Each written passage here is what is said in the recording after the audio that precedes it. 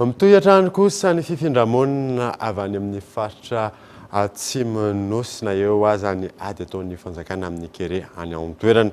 Tsy mbola misy hatreto ny politika mazava izay apetraky ny fanjakana manoloana izay fifindramonina izay raha ny fanazavana azo io na saina.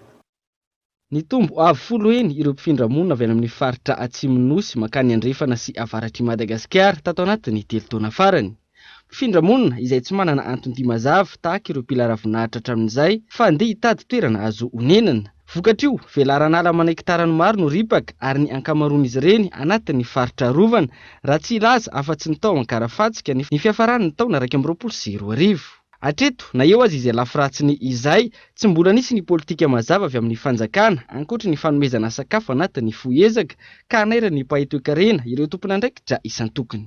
Raha mijery antsika amin'ny faritra atsimo satria amin'ny faritra avaratra samy manana potentialité économique azo valorisina daholo izy ireo ary samy manana hanitra ho azy fa ilay politika hoentitsika mampivoatra ny isaparitra mihitsy no mety olana ao anatiny mahatonga ny ren'olona reny lasa mandeha fifindramonina aty amin'ny faritra avaratra ny Nosy.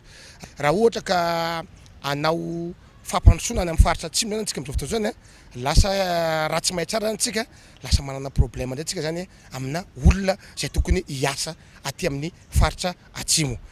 Fa ny tena tsara indrindra dia ny fametrahan'ny fanjakana politika mazava amina fitantanana maharitra amin'ireo fifindramonina izay misy eto Madagasikara ireo.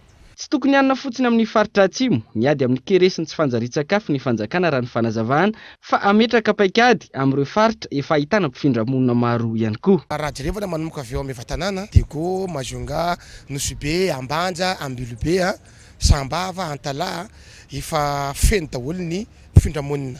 Ny saika asa ataon'ireny mpifindra-monina ireny nefa nany amin'ireny toerana ireny dia ny main d'œuvre non qualifié.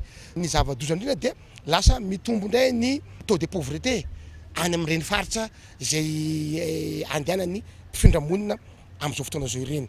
Dans l'immédiat zany tokony misy aloha ny fampifarana an'ireny olona ireny satria misy transformation sociale ao anatin'izy ireo satria olona avy nena tany amin'ny faritra tsisy maina izy ireo andeha aty amina faritra mando ho an'ireny le faritra rehetrarehetra zay miacurie zany zay mandray an'ireny mpifindra-monina ireny zany dia tokony misy mesure d'accompagnement ataony ireny faritra ireny tsirairay avy. Ho an'ny faritra boeny noho izay famaroan'ny mpifindra-monina any an-toerana izay nanokana tany mirefy 710 hektara ny faritra ahafahany reto mpiavy ireto miary. Fambolena katsaka, mangahazo ary legioma no tanterahana amin'ny velaran-tany io ary isy ny tantsorika omen'ny faritra sy ny mpiara-mombonantoka.